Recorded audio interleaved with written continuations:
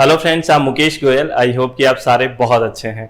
और फ्रेंड्स, आज हम बात करेंगे जो अपना RAS मेंस का जो सिलेबस है ना, उसमें एक टॉपिक दिया हुआ है पेपर 2 में, जो साइंस का सिलेबस है उसकी बात कर रहा हूँ। और ये परी में भी यहाँ से क्वेश्चन पूछा जा सकता है, तो परी में क्या क्वेश्चन बन सकता है वो बात करेंगे, और मेंस में किस तरह का क्वेश्चन हो सकता है वो भी हम बात करेंगे। ठीक है, तो इस टॉपिक का जो नाम है वो क्या है? विद्युत चुंबकीय तरंगे, संचार व्यवस्था, कंप्यूटर के आधारभूत तत्व, प्रशासन में सूचना तकनीकी, ई गवर्नेंस, ई वाणिज्य और ई कॉमर्स का उपयोग, यानी कि इलेक्ट्रोमैग्नेटिक वेव्स, कम्युनिकेशन सिस्टम।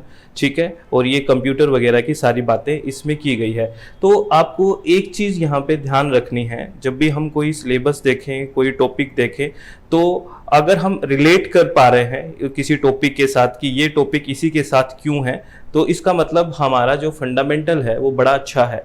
जैसे हमने ये बात की कि विद्युत चुंबकीय तरंगे, इलेक्ट्रोमैग्नेटिक वेव्स है यहाँ पे, तो इसके साथ ही संचार व्यवस्था यानी कि कम्युनिकेशन सिस्टम क्यों है, इसी के साथ हम जो कंप्यूटर है उसकी बात क्यों कर रहे हैं, इसी के साथ हम ई गवर्नेंस की बात क्यों कर रहे हैं। ठीक है ना, तो इसका कारण एक सीधा सा ये है, जो भी वायरलेस कम्युनिकेशन की बात होती है, बेतार संप्रेषण या संचार की बात होती है, वो विद्युत चुंबकीय तरंगों की सहायता से ही होती है। तो विद्युत चुंबकीय तरंगें जब पता होगी तब बातें आगे एप्लीकेशन करेंगे। पहले हमें विद्युत चुंबकीय तरंगों के बारे में यानी कि इलेक्ट्रोमैग्नेटिक वेव्स के बारे में पता होना चाहिए। ठीक है ना, और इलेक्ट्रोमैग्नेटिक वेव्स का जान के ही हमें एक स्पेक्ट्रम क्या होता है, इलेक्ट्रोमैग्नेटिक स्पेक्ट्रम जो विद्युत चुंबकीय स्पेक्ट्रम होता है, वहां से क्वेश्चन आने की बड़ी संभावना रहती है, तो उसके बारे में भी हमें बात करनी होती है। तो सबसे पहले हमें बेस ये पकड़ना है कि वास्तव में विद्युत चुंबकीय तरंगें होती क्या है और इनकी प्रकृति क्या है, नेचर ऑफ इलेक्ट्रोमैग्नेटिक वेव्स। यहां से क्वेश्चन आ सकता है कि विद्युत चुंबकीय तरंगों की प्रकृति क्या होती है,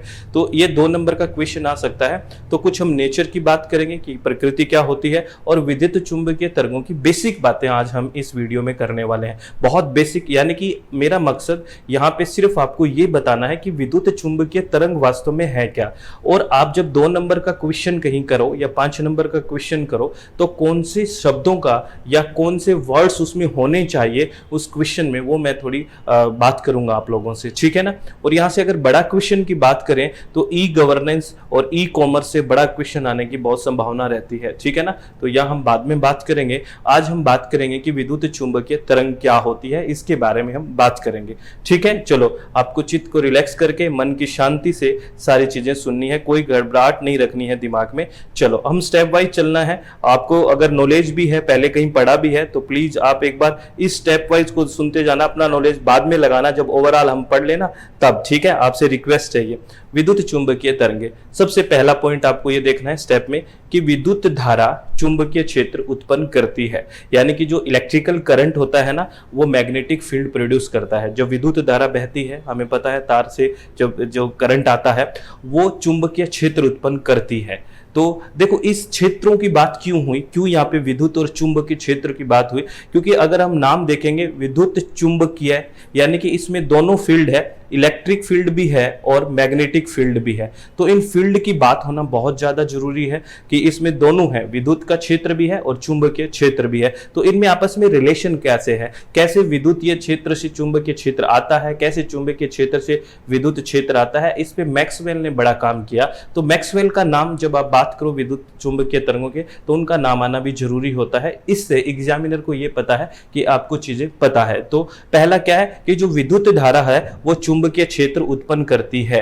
पहली बात आपको ये अगर ऑब्जेक्टिव क्वेश्चन भी बन सकता है कहीं किसी भी तरह से मॉडिफाई करके, लेकिन आपको ये पॉइंट याद रखना है कि जो भी विद्युत धारा है, इलेक्ट्रिकल करंट है, वो कौन सा फील्ड प्रोड्यूस करती है, मैग्नेटिक फील्ड। मैं 2-2-3-3 बार बोल रहा हूं, अगर आपको ऐसे लग रहा है कि 2-2-3-3 बार बोल रहे हैं तो स्पीड करके सुन लेना, लेकिन चीजें क्लियर होना चाहिए। ठीक है, आगे दूसरा पॉइंट याद क्या रखना है, जो 2 धारावाही तार होती हैं, जिनमें 2 वायर हैं, जिसमें इलेक्ट्रिकल करंट बह रहा है, उसमें एक दूसरे पर चुंबकीय बल आरोपित होता है, यानी कि ये इस पे चुंबकीय बल लगाएगा, ये इस पे चुंबकीय बल लगाएगा।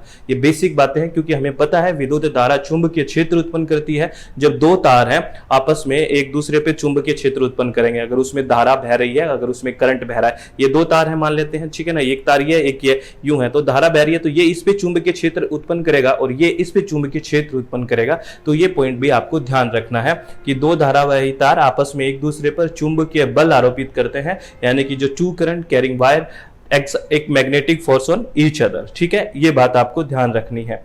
हम दोनों बाइलिंगुअल पढ़ने की कोशिश करते हैं, ध्यान रखना इंग्लिश और हिंदी दोनों में।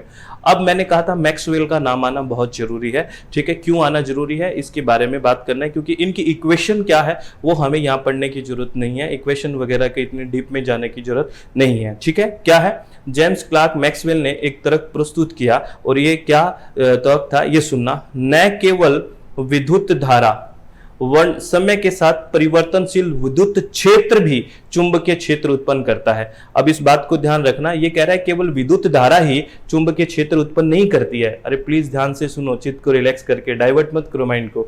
मैं क्या कह रहा हूं, पहले हमने बात करी ना ऊपर की विद्युत धारा है वो चुंबकीय क्षेत्र उत्पन्न करती है, तो यहां सिर्फ ये कहा गया है कि विद्युत धारा ही सिर्फ चुंबकीय क्षेत्र उत्पन्न नहीं करती है, लेकिन जो परिवर्तनशील विद्युत क्षेत्र होता है, एक तो धारा है, जो एक क्षेत्र है, एक फील्ड है, वो भी चुंबकीय क्षेत्र उत्पन्न करता है। इस बात को समझ में आ रही है ना, समझ पा रहे हो? ठीक है, न केवल विद्युत धारा वर्ण समय के साथ जो परिवर्तनशील विद्युत क्षेत्र है वो भी चुंबकीय क्षेत्र उत्पन्न करता है। ये बात आपको ध्यान रखनी है। इन बातों को आप नोट कर लेना, अगर 2 बार रिवीजन करोगे मेरे हिसाब से तो सारी बातें आपको फिर समझ में आ जाएगी, और ये चीज याद रखनी है, बहुत जरूरी है। ठीक है ना, जब एग्जाम में बात होगी ना तब आपको अच्छा लगेगा। और यहाँ पे हम एक ऑब्जेक्टिव क्वेश्चन क्या बन सकता है उसकी भी बात करेंगे, और अच्छे से सुनना है। क्या कह रहा है कि मैक्सवेल के समीकरणों के अनुसार, हमें समीकरण यहाँ पे इक्वेशन हमें याद नहीं करनी है, मैक्सवेल के समीकरणों के अनुसार जो इन तरंगों की चाल, कौन सी तरंगों की चाल, जो इलेक्ट्रोमैग्नेटिक वेव्स हैं, जो विद्युत चुंबकीय तरंग है, उनकी जो चाल है वो प्रकाश की चाल के लगभग बराबर होती है। किसके बराबर होती है? प्रकाश की चाल के लगभग बराबर होती है। किसकी चाल? विद्युत चुंबकीय तरंगों की जो चाल है वो प्रकाश की जो चाल है उसके बराबर होती है। और यहाँ पे आपसे ये क्वेश्चन पूछ ले, कई बार एग्जाम्स में पहले पूछते थे, अब इतना लाइट ना भी पूछे, लेकिन और कोई कॉम्पिटेटिव एग्जाम जहाँ पे साइंस आती हो तो ये पूछ सकते हैं कि प्रकाश की चाल कितनी होती है? 3 × 10⁸ मीटर पर सेकेंड। तो प्रकाश की चाल कितनी होती है? 3 × 10⁸ मीटर पर सेकेंड होती है। देखो कितना फास्ट चलता है प्रकाश, 1 सेकंड में 3 × 10⁸ मीटर आ जाता है। इसीलिए तो देख लो एकदम प्रकाश दिख जाता है। आपको समझ में आ रही है मेरी बात? तो ये इन्होंने क्या कहा, जो विद्युत चुंबकीय तरंगों की जो चाल है वो प्रकाश की चाल के लगभग बराबर होती है। तो इन्होंने एक निष्कर्ष निकाला और ये कहा कि प्रकाश एक विद्युत चुंबकीय तरंग है। इस बात को आप नोट कर लेना कि प्रकाश एक क्या है? विद्युत चुंबकीय तरंग है। ये बहुत इंपॉर्टेंट बात है, क्योंकि ऑप्शन बना के दे कि निम्नलिखित में से कौन सी विद्युत चुंबकीय तरंगें नहीं है। ठीक है, ऐसा ऑप्शन आ जाए और उसमें प्रकाश आ जाता डायरेक्ट तो शायद आप कंफ्यूज हो जाते। अब आपको कंफ्यूज नहीं होना, प्रकाश भी एक विद्युत चुंबकीय तरंग है। ठीक है, वो इसलिए है। बात समझ में आ गई? चलो वेरी गुड। आप जो इंग्लिश में पढ़ना चाहते हैं वो इंग्लिश में पढ़ ले, नीचे इंग्लिश में लिखा हुआ है। ठीक है, आप बाइलिंगुअल हम बात कर रहे हैं, ये नीचे पूरा इंग्लिश में भी है। ठीक है, आप देख लेना। आगे बात करते हैं। अब आगे एक बात और करेंगे जो बहुत इंपॉर्टेंट है। जो ये विद्युत चुंबकीय जो तरंगों की बात कर रहे हैं ना हम, इनका जो प्रैक्टिकल जो प्रदर्शन किया, प्रायोगिक जो प्रदर्शन किया, वो सबसे पहले हार्ट्ज ने किया। किसने किया? हार्ट्ज ने किया। तो आपसे ये पूछा जा सकता है, देखो साइंस है, थोड़ा सा याद करनी भी जरूरी है ना चीजें, तो समझने आ क्या मैं कह रहा हूं। जो ये विद्युत चुंबकीय तरंग है ना, इनका जो सबसे पहले प्रायोगिक प्रदर्शन जो किया, प्रैक्टिकल जो प्रदर्शन किया, ये किसने किया? हार्ट्ज ने किया। और कब किया? 1887 में किया, 1887 में किया। तो यहाँ ऑब्जेक्टिव क्वेश्चन बन सकता है। और इन्होंने जो चुंबकीय तरंगे की उत्पत्ति की थी वो लगभग 6 सेंटीमीटर तरंग दैर्ध्य की थी। यानी कि मैं ये कह रहा हूं, जो सबसे पहले प्रयोग यानी कि लेबोरेटरी में जाके जो विद्युत चुंबकीय तरंगों का प्रदर्शन सबसे पहले किया 1887 में हार्ट्ज ने किया। ठीक है, और इन्होंने 6 सेंटीमीटर तरंग दैर्ध्य की विद्युत चुंबकीय तरंगों की उत्पत्ति की थी। कितनी? 6 सेंटीमीटर, लगभग 6 सेंटीमीटर तरंग दैर्ध्य, यानी कि वेवलेंथ थी उनकी। ठीक है, मेरी बात समझ में आ गई? चलो वेरी गुड। अब आगे क्या बात याद करनी है और ये कौन से टॉपिक से रिलेट हो सकती है, इसको देखना है।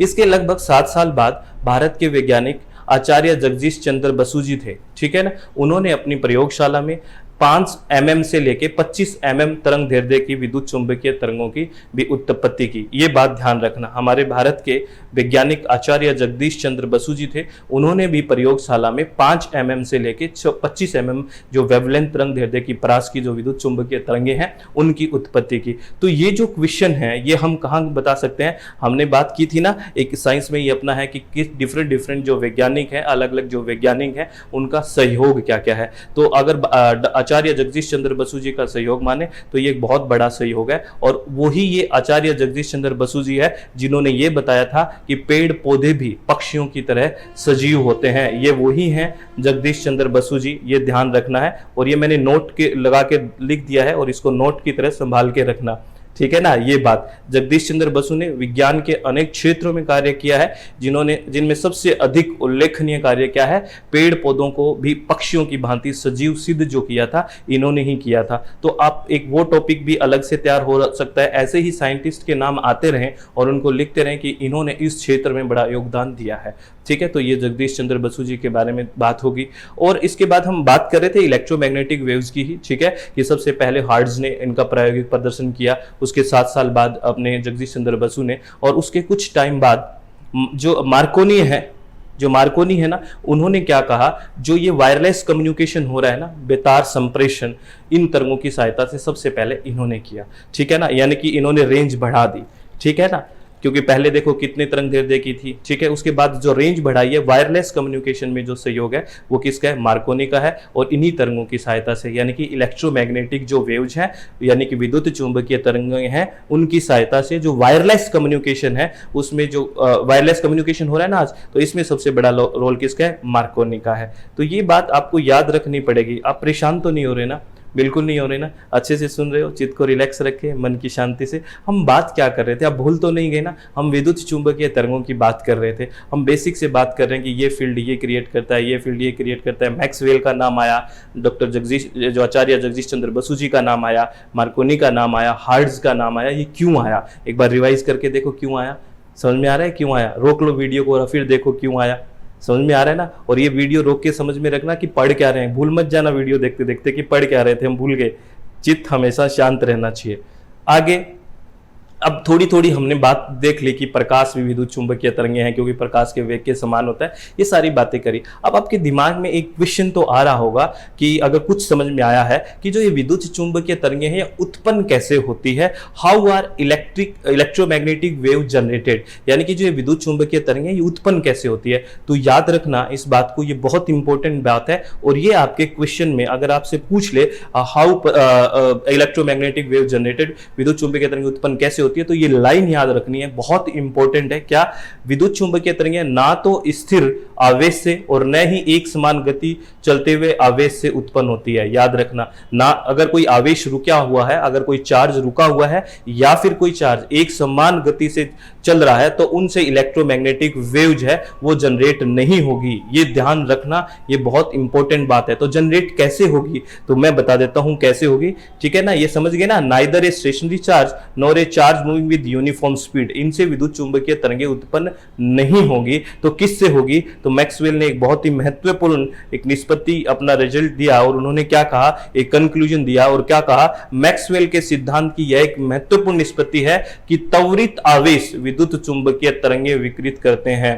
ठीक है, बाकी बातें याद समझ में आए ना आए, याद रहे ना रहे, ये बात याद रहनी चाहिए। अगर आपको 2 नंबर का कुछ लिखना है कि विद्युत चुंबकीय तरंगे कैसे जनरेट होती है, तो आपको क्या लिखना है? त्वरित आवेश। त्वरित क्या होता है? त्वरित आवेश क्या होता है? जिसका समय के साथ वेग में, चाल में परिवर्तन हो, उसको बोलते हैं त्वरित आवेश। एक समान जिसकी गति ना हो। तो याद रखना, जो त्वरित आवेश होते हैं वही विद्युत चुंबकीय तरंगे विकृत करते हैं। This is an important conclusion of Maxwell's theory that accelerated charge radiates electromagnetic waves. ये बहुत इंपॉर्टेंट बात है। समझ में आई कि नहीं आई? आ गई होगी ना? चलो वेरी गुड। आगे बात करते हैं। आगे क्या बात करेंगे? अब बात करते हैं विद्युत चुंबकीय तरंगों की प्रकृति। यहां से 2 नंबर का क्वेश्चन भी आ सकता है और 5 नंबर का भी आ सकता है, ठीक है ना। 5 नंबर का आ जाएगा तो आपको पता है जो ऊपर वाली बातें हैं वो भी थोड़ी थोड़ी मिक्स करेंगे, ठीक है। प्रकाश के वेग वाली, मैक्सवेल को भी थोड़ा थोड़ा इंक्लूड कर देंगे, और 2 नंबर का आता है तो कुछ छोड़ देंगे, कुछ और इंपॉर्टेंट ले लेंगे। ऐसा ही तो होता है ना, कुछ शब्दों का ध्यान रखना होता है। तो नेचर ऑफ इलेक्ट्रोमैग्नेटिक वेव्स की बात करें, यानी कि विद्युत चुंबकीय तरंगों की प्रकृति कैसी होती है वो बात करते हैं। तो पहली बात, विद्युत चुंबकीय तरंग में आप बताओ, विद्युत चुंबकीय है इसका मतलब इसमें विद्युत क्षेत्र भी है और चुंबकीय क्षेत्र भी है। तो इसमें क्या है, पहली इसका प्रकृति क्या है, इस विद्युत चुंबकीय तरंग में विद्युतीय एवं चुंबकीय क्षेत्र एक दूसरे के लंबवत होते हैं, एक दूसरे के परपेंडिकुलर होते हैं, ठीक है। और ये जो गमन करते हैं वो भी दिशा इसके लंबवत होती है। यानी कि इसमें एक डायग्राम में दिखाता हूं, आप इस बात को ध्यान रखना, जिसमें ये देखो, इसको देखो, ठीक है। ये एक इलेक्ट्रिक फील्ड है, ठीक है ना, चुंबकीय क्षेत्र है, और ये एक इलेक्ट्रिक फील्ड है यानी कि विद्युत क्षेत्र है, और ये एक चुंबकीय क्षेत्र है, ठीक है ना, मैग्नेटिक फील्ड। ये एक दूसरे के परपेंडिकुलर या लंबवत होते हैं, और ये इस दिशा में जा रही है, इस दिशा में जा रही है, तो ये दिशा भी इनके परपेंडिकुलर होती है। ये बात कहना चाह रहा हूं मैं, लंबवत होती है। तो अगर आप इस डायग्राम को बना दें इसके साथ, जब ये आप स्टेटमेंट लिखें और आप ऐसे बना दें, ठीक है ना, ये बना दें आप, ठीक है, ऐसे बना दें, और इसमें ये एक्स वाई ऐसे करके, और ये डिट्टो डायग्राम ऐसे दिखा दें, एक्स और ये वाई और ये जेड, और यहाँ पे ये दिशा हो गई, इस दिशा में वो जा रही है, और ये आपका इलेक्ट्रिकल फील्ड हो गया, और ये आपका मैग्नेटिक फील्ड हो गया। अगर आप ऐसे दिखा दें तो एग्जामिनर को पता लगेगा कि आपको बहुत सारी चीजें पता है। तो ध्यान रखना, ये एक दूसरे के जो क्षेत्र होते हैं, मैग्नेटिक और इलेक्ट्रिक फील्ड होते हैं, ये भी लंबवत होते हैं, और जिस दिशा में बह रहे होते हैं, जिस दिशा में ये गमन कर रही होती है, उसके भी ये लंबवत होते हैं। तो पहला प्रकृति है, ये बहुत इंपॉर्टेंट नेचर है। ये बात समझ में आई कि नहीं आई आपके? आ गई ना? चलो इस बात को नोट कर सकते हैं आप, ठीक है, नोट कर लिया करो, ठीक है। आगे क्या है, दूसरा पॉइंट क्या है, विद्युत चुंबकीय तरंग प्रसार को यात्रा करने के लिए, ये शुद्ध हिंदी है जो हमें यूज करनी है, ये एनसीईआरटी की भी लैंग्वेज है जहां हमें यूज करनी है पेपर में, समझ रहे हो आप। चलो, विद्युत चुंबकीय तरंग प्रसार को यात्रा करने के लिए किसी भौतिक माध्यम की आवश्यकता नहीं होती है। ये बहुत ही इंपॉर्टेंट चीज है, यानी कि कोई भी मीडियम की जरूरत नहीं होगी ट्रेवल के लिए, किसी भी मीडियम की, जैसे सॉलिड, लिक्विड या गैस की जरूरत नहीं होगी विद्युत चुंबकीय तरंगों के प्रसार के लिए, ट्रेवल के लिए। ये निर्वात में, वैक्यूम में भी ट्रेवल कर सकते हैं। ये बात ध्यान रखनी है विद्युत चुंबकीय तरंगों के बारे में। मेरी बात समझ रहे हो कि नहीं समझ रहे, कि विद्युत चुंबकीय जो तरंग है उसके प्रसार के लिए किसी भी भौतिक माध्यम की आवश्यकता नहीं होती है।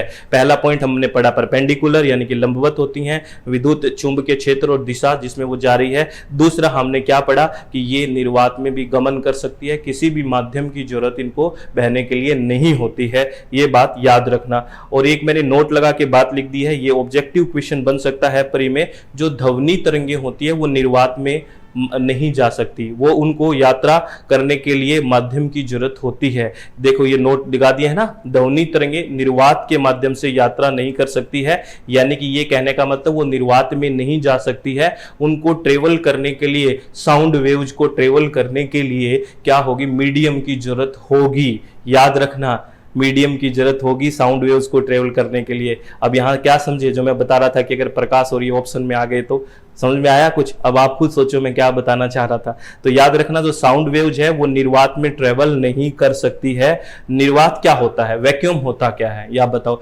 निर्वात एक ऐसा क्षेत्र होता है जिसमें कोई भी हवा नहीं होती है, जैसे स्पेस यानी कि अंतरिक्ष, ठीक है ना। ये नोट संभाल के रखोगे नोट की तरह, कि ध्वनि तरंगे निर्वात में ट्रेवल नहीं कर सकती है। इसीलिए ठीक है, चलो अपनी बातें अंतरिक्ष में तो नहीं जा रही, समझ रहे हो ना। चलो वेरी गुड, आगे बात करते हैं। जो निर्वात में विद्युत चुंबकीय तरंगे ट्रेवल तो कर ही सकती है, ठीक है, ये बात तो हमने पढ़ ली। विद्युत चुंबकीय तरंगे नहीं कर सकती, ठीक है। निर्वात में जो विद्युत चुंबकीय जो तरंग होती है उनका जो वेग होता है वो स्थिर होता है। क्या होता है, स्थिर होता है। और वो वेग कितना होता है, ये आपसे अगर पूछे तो आप बताओगे 3 × 10⁸ मीटर पर सेकेंड होता है, ये होता है, ठीक है ना। The electromagnetic waves have constant velocity in vacuum and it's nearly equal to 3 × 10⁸ metre per second. मेरी बात समझ में आ रही है कि नहीं आ रही? ये नेचर है, ये प्रकृति है इलेक्ट्रोमैग्नेटिक वेव्स की, जिनको आपको याद करनी है, बहुत इंपॉर्टेंट है। तो पहले क्या था? परपेंडिकुलर, दूसरा माध्यम की जरूरत नहीं, तीसरा निर्वात में वेग है वो स्थिर होता है और कितना होता है? 3 × 10⁸ मीटर पर सेकेंड। ठीक है। और चौथी बात क्या है? ये बहुत ही इंपॉर्टेंट बातें हैं, ये वो बातें हैं जो आपको बिल्कुल नोट करके रखनी है। विद्युत चुंबकीय तरंगों की जो अंतर्निहित विशेषता है ना, वो इसकी आवृत्ति है। क्या है इसकी आवृत्ति? क्या है इसकी आवृत्ति? इसकी जो फ्रीक्वेंसी है उसकी बात करो। आपने देखे ना, फ्रीक्वेंसी ये चीज होती है, ठीक है ना, फ्रीक्वेंसी, आवृत्ति, ठीक है। तो इसकी आवृत्तियां वो अपरिवर्तित रहती है। पहली बात ये ध्यान रखना, जब वो किसी माध्यम से गुजरती है तो उसकी आवृत्ति है वो अपरिवर्तित रहती है, जबकि उसकी तरंग दैर्ध्य है वो बदल जाती है। ये विद्युत चुंबकीय तरंगों की एक नेचर है, एक प्रकृति है। इसको याद रखना बहुत इंपॉर्टेंट है, कंफ्यूज मत हो जाना।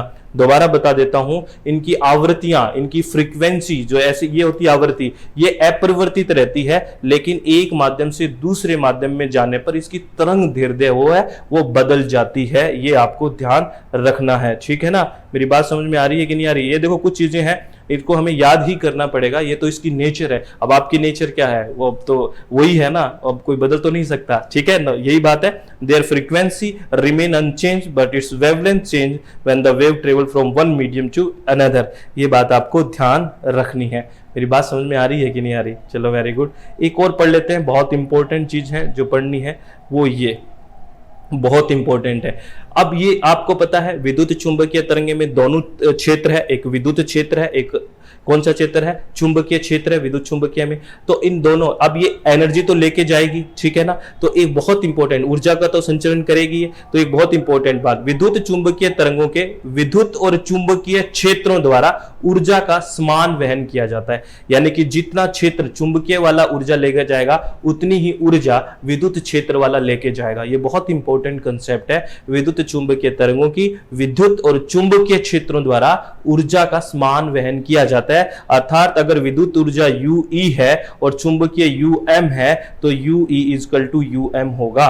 ये बात बहुत जरूरी है, बहुत अच्छे से आनी चाहिए। ऑब्जेक्टिव भी बन सकता है क्वेश्चन, और जब आपको 5 नंबर का कोई लिखना हो और नेचर लिखनी हो, प्रकृति, ऐसा आ जाए कि विद्युत चुंबकीय तरंगों की प्रकृति का विवरण कीजिए, तो आप ऐसे अगर पॉइंट लिख देंगे तो मेरे को लगता है बहुत अच्छा होगा, ठीक है ना, बहुत सही होगा। समझ में आ रही है ये बात आपको?